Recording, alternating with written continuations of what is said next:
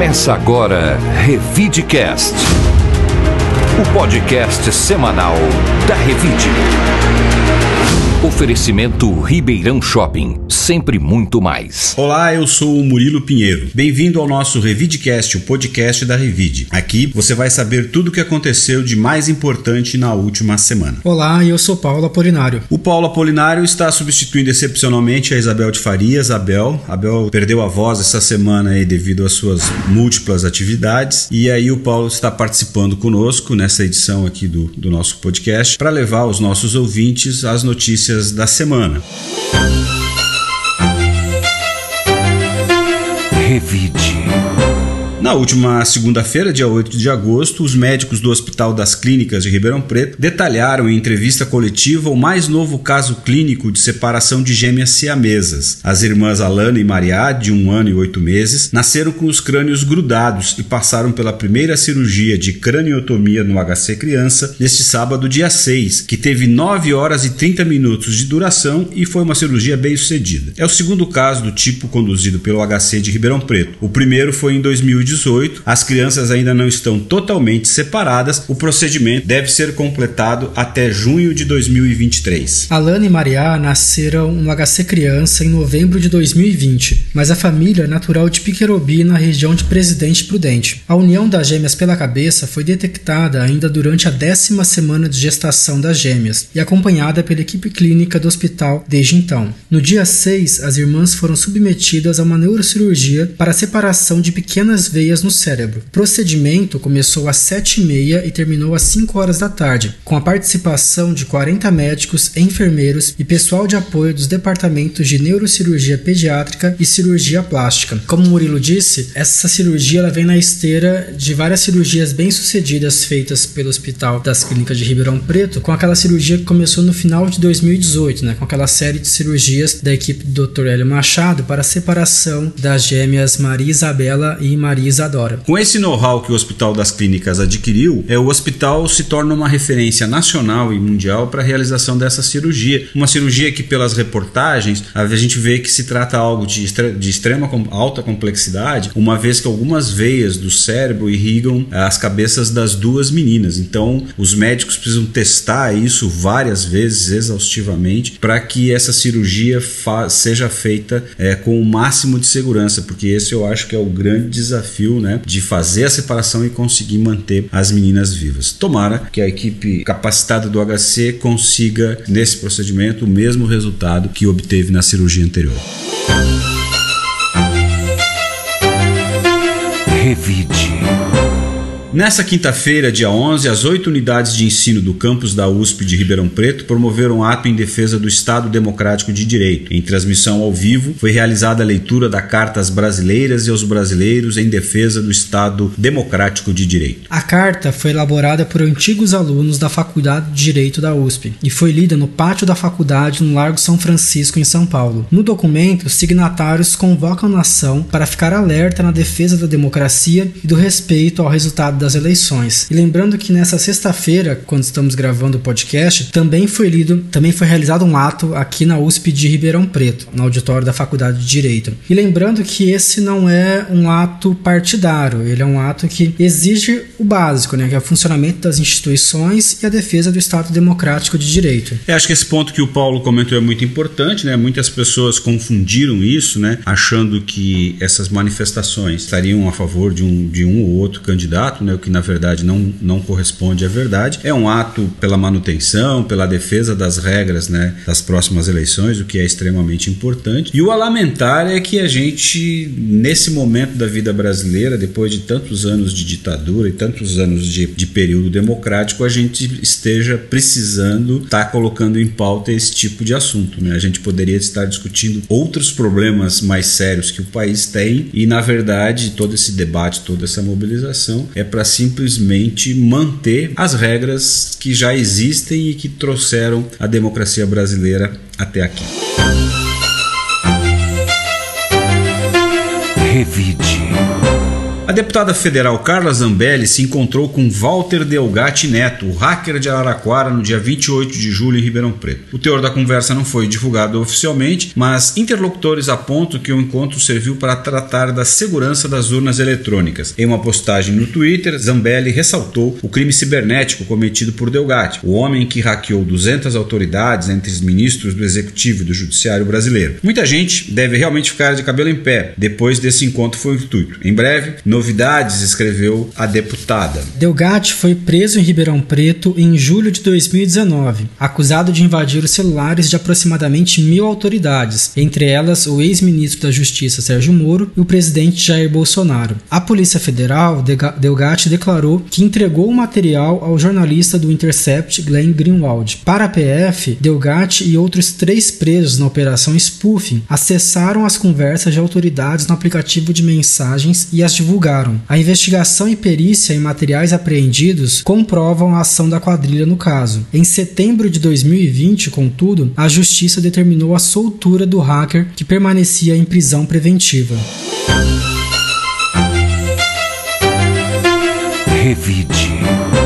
O ilustrador ribeirão-pretano Lucas Busato lançou no YouTube uma videoaula gratuita com pouco mais de 20 minutos em que ensina as crianças a produzirem um livro ilustrado de 6 páginas. O projeto Oficina do Livro Ilustrado é contemplado pelo programa Ação Cultural PROAC do Governo do Estado de São Paulo por meio da Secretaria de Cultura e Economia Criativa. No vídeo, o artista mostra passo a passo para criar uma publicação com materiais simples que as crianças utilizam na escola e possuem em casa, como papel sulfite, lápis, grafite, borracha, tesoura sem ponta e lápis de cor. De forma didática, o ilustrador mostra todo o processo de criação, que envolve a ideia para a história, os esboços, o título, a dobra do papel, o desenho final, a aplicação das cores e a finalização do trabalho. A oficina do livro ilustrado pode ser acessada gratuitamente pelo link que está disponível no portal Revide. Revide. Agora o Paulo Apolinário, editor da revista, vai falar sobre a edição desta semana, que terá a versão impressa e digital, que comemora os 36 anos da Revide. Paulo, como foi trabalhar essa edição? Eu acho que, acima de tudo, pelo número que a gente teve de pessoas que participaram, de empresários de Ribeirão Preto que participaram, essa revista ela é um manifesto em defesa da mídia impressa, assim como a matéria de capa que a gente exibe esse tema, como o material impresso, como a mídia impressa ainda gera credibilidade, ela ainda tem seu peso e não é separada, ela não é ilhada em relação ao digital. Muitas pessoas acham que o digital vai matar o impresso, ou o impresso ele tem que ser contra o digital, sendo que ao contrário, aqui na Revide, principalmente nessa edição, tanto o impresso quanto o digital dialogam. Todas as pessoas que participaram dessa revista, que foram entrevistadas, também têm vídeos, tem conteúdo multimídia que aparece nas redes sociais. Então eu acho que nesse aniversário da Revide a gente continua colocando em alta o papel do papel impresso, e é muito bacana ver que tantas pessoas ainda acreditam nesse tipo de mídia. Fazendo um balanço aí da edição, né, que circula a partir dessa sexta-feira, dia 12, depois no sábado 13 e domingo 14, temos um grande número de empresas, né, que o Paulo disse que acreditaram na importância, e até a gente vê na produção dessas matérias com uma preocupação ali de todo mundo de trocar palavras, de acertar o conteúdo da forma mais precisa, mais exata, né? Que é uma preocupação dos empresários e uma preocupação nossa de que esse trabalho fique o mais completo e o mais informativo possível. E aí a gente viu que nessa edição, né, teve parceiros antigos, tradicionais da Revide aí, que participam dos projetos há muito tempo, mas também teve muita gente nova, né? Teve novas empresas que apareceram. E aí eu acho que isso, talvez eu esteja sendo otimista demais, mas acho que a edição, pelo número de páginas, pelo número de empresas, pelo fato das pessoas acreditarem na mídia impressa, como o Paulo comentou, também meio que significa pra gente uma retomada aí dos projetos que a gente tinha antes da pandemia, né? Parece que agora, assim, passado esse primeiro semestre, né,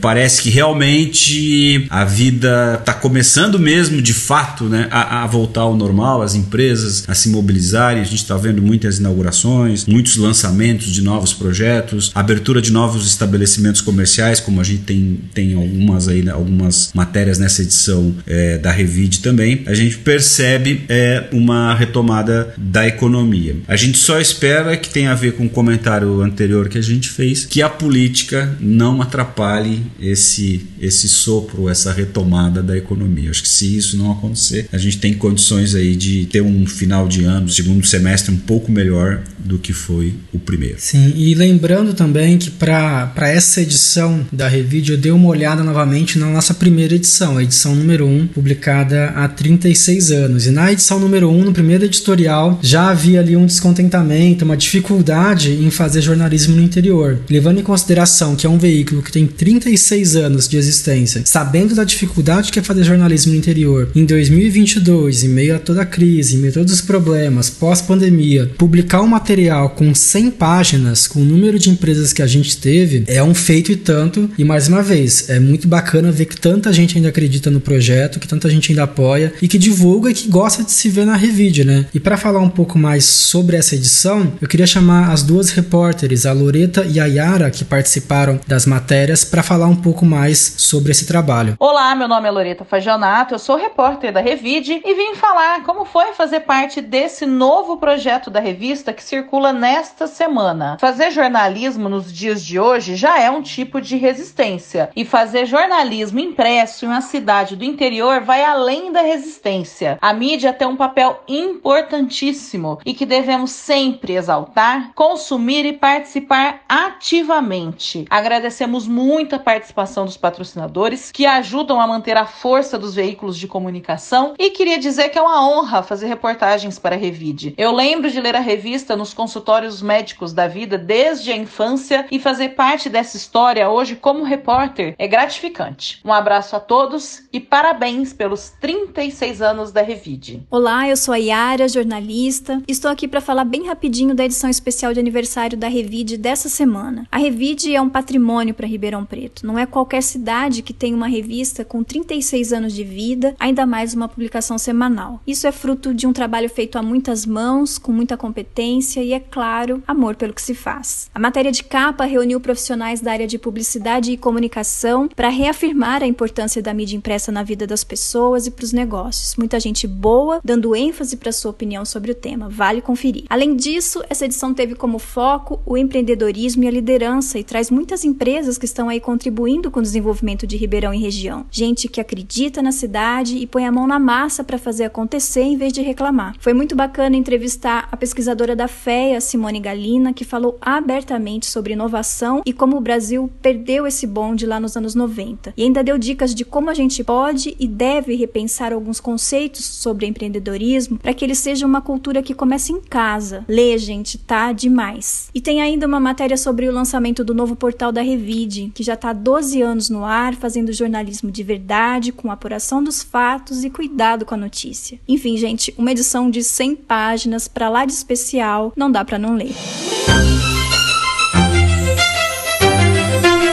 Revide.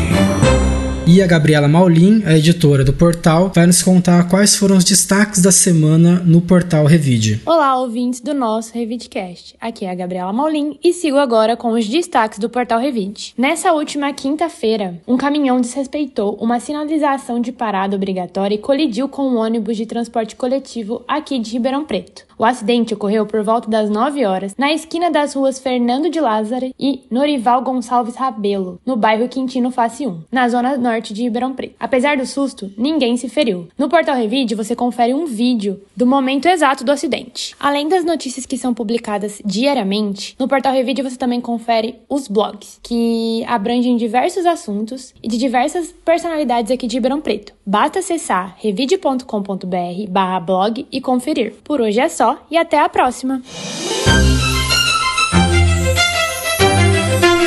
Revide.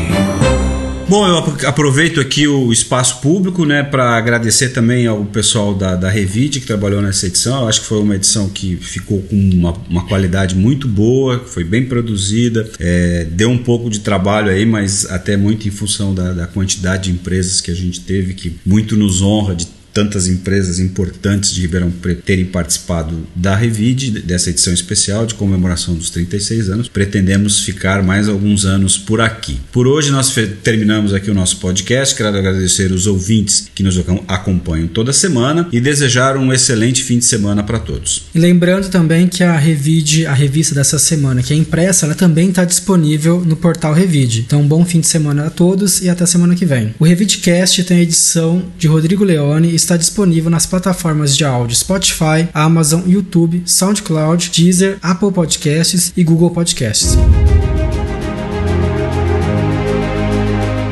Você ouviu o Revidecast, o podcast semanal da Revide.